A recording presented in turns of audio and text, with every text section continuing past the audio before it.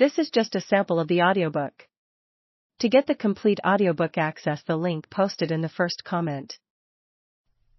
Jefferson, in fact, had begun making plans for an American exploration of Louisiana, even before he learned of the purchase. Had the venture not been legitimized by the purchase, it would have amounted to a military invasion of Spanish soil. In early 1803, he named his private secretary and Albemarle County, Virginia neighbor, Meriwether Lewis, a captain in the U.S. Army, and placed him in command of the military expedition.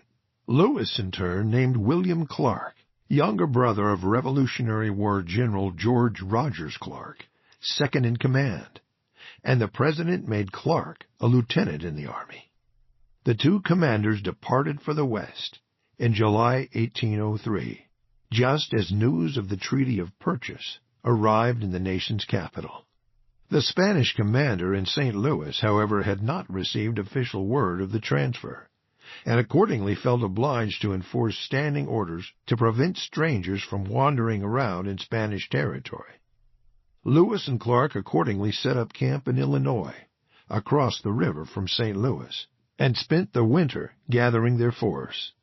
The expedition ultimately consisted of 4 sergeants, 22 privates, and an equal number of river boatmen.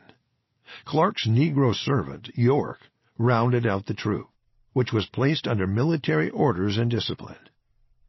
Jefferson's instructions were to ascend the Missouri River to its source, find a passage across the Continental Divide, and follow westward flowing waters to the Pacific.